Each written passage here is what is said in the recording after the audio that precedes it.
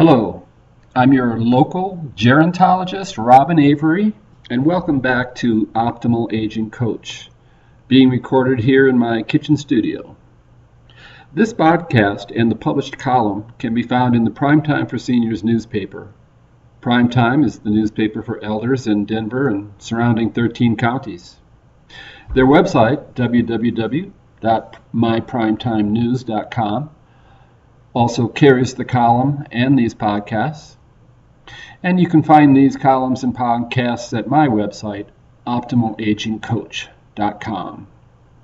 I'm so happy to be with you here today and discussing this topic in the series I'm doing on optimal aging.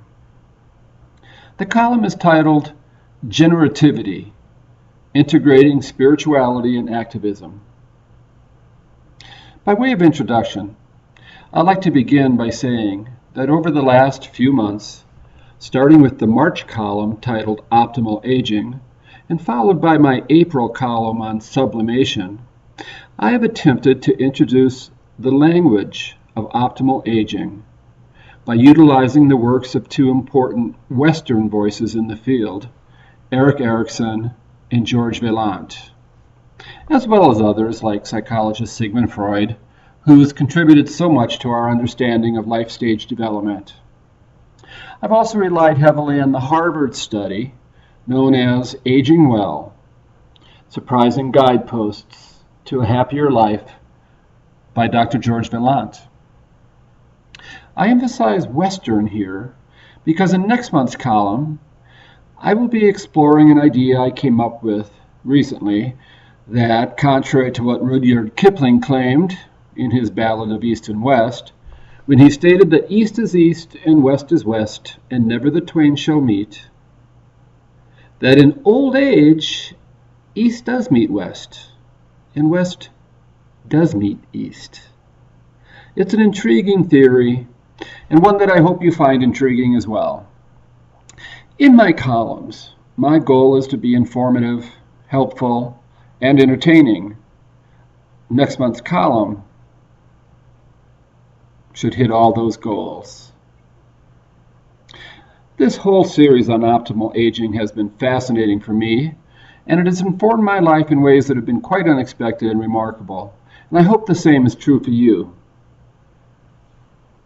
In business, I've often spoken about how everything can be broken down into structure, process, and outcome, and how if you have a good structure and a good process, you're guaranteed to have good outcomes. I believe the same applies with this subject of optimal aging.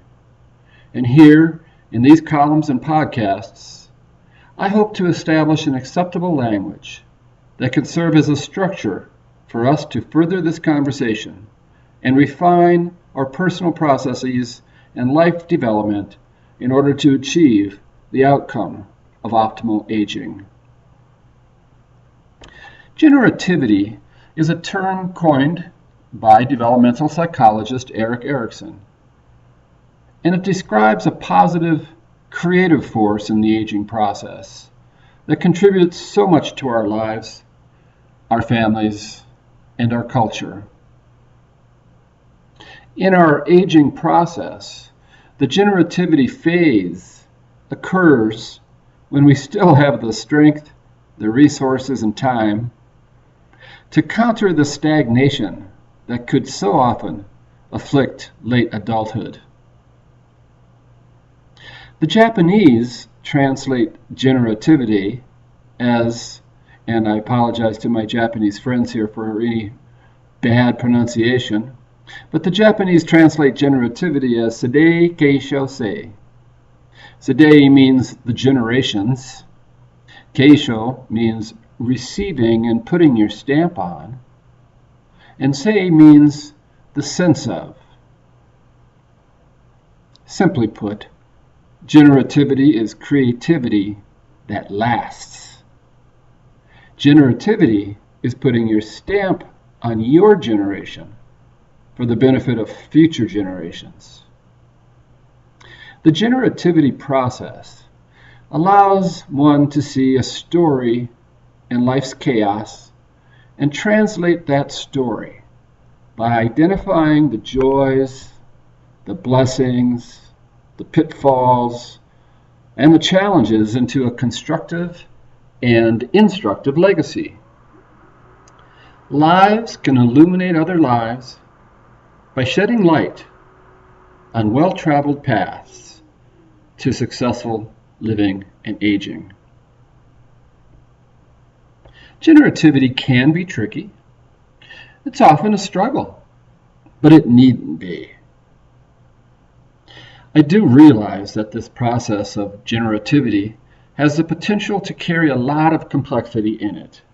So I'm going to approach this podcast with a little slower pace, hoping that each idea has time to sink in. To successfully put your stamp on your legacy, according to Dr. John Cotre, Kotre, the author of Make It Count, How to Generate a Legacy That Gives Meaning to Your Life, one needs to successfully navigate 7 steps. Let's take a look at these steps. The first is something Dr. Cotre calls talking to your past. What happens here, as we make sense of our past, it leads to a coherence in our memories, allowing the next generation to trust the story.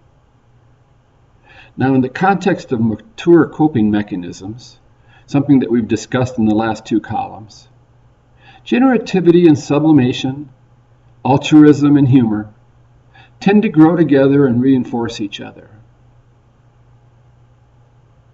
But in this talking to your past, there is often an important element of passivity. In other words, the impulses and the direction of a person's generativity often comes more from listening to one's own heart. It is very helpful to have a receptive container for the outcomes of this listening and for this conversation.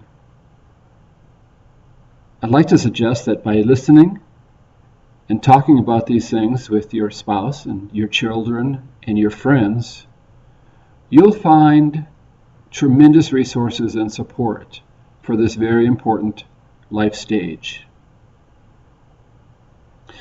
The second step that Dr. Cotre mentions is stopping the damage. By saying, it stops here, it ends with me, a generational buffer is created.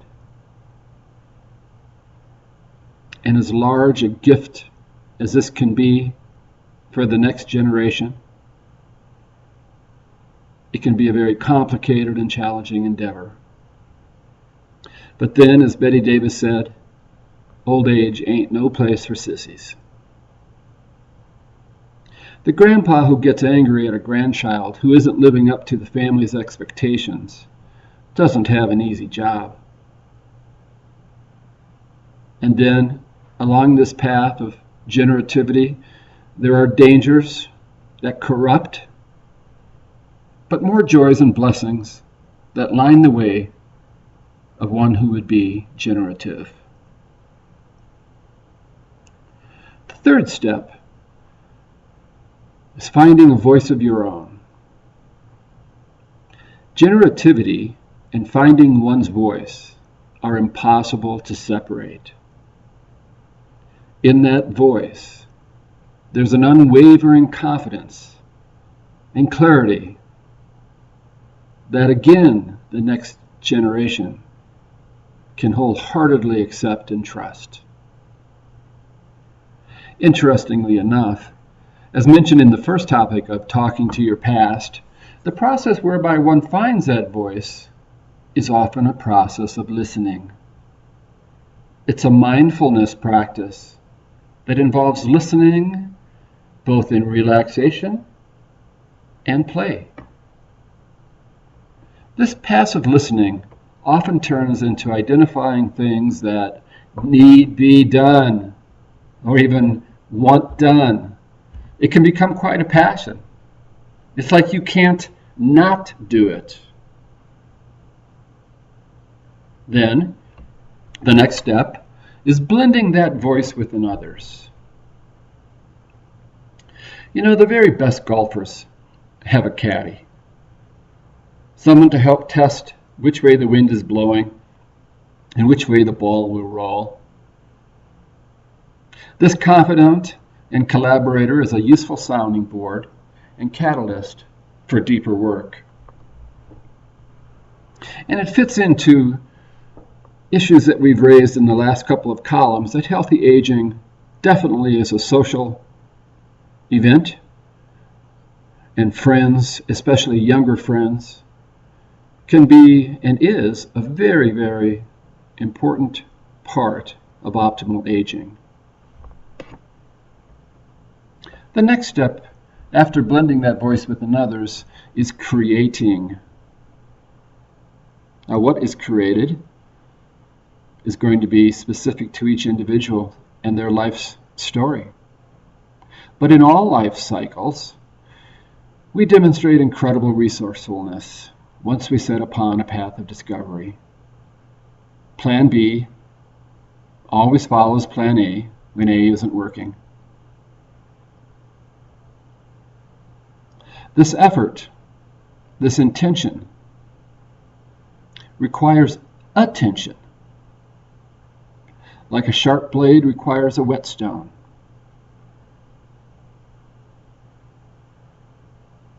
And as mentioned in a previous column, the time to get started is now. Then the next step, selecting, letting go. Here's where circumstances, memories, and personal skills all come into play, clearly, and in the most profound and even difficult ways. Parents, especially mothers, often have to make very difficult decisions selecting who goes where, gets what, or moves out. Letting go comes with the territory. The deeper point here is that the process of deciding which part of one's life story is going to be abandoned and which stories stay is honored. It has to have integrity in it. In generativity, one can find themselves giving away big components of their lives in order to focus on what must be preserved. Our generativity usually demands a rearrangement of the story, and our ethical sensibilities need to be at the top of their game. Anyone who has started a business knows that their baby is difficult to part with while still maintaining some connection to their creative soul that gave it birth. And then the final step is titled Responding to Outcome.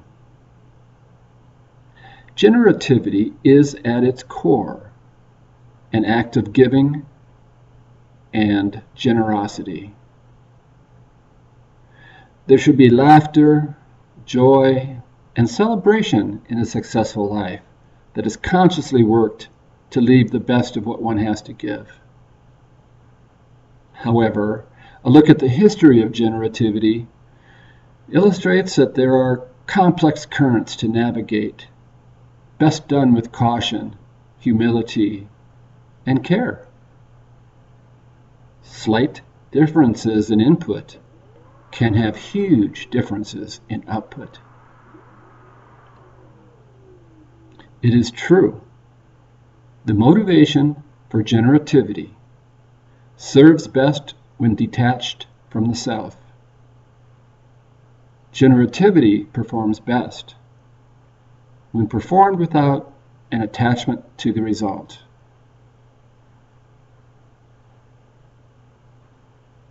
We fill the world with more than just our bodies and possessions. We fill it with our craft and our heart as parents, teachers, shepherds, guardians and guides, as artists and scientists, as responsible citizens and movers and shakers? At the end, can we return this gift of a conscious life, showing little wear and tear? Is this the real work?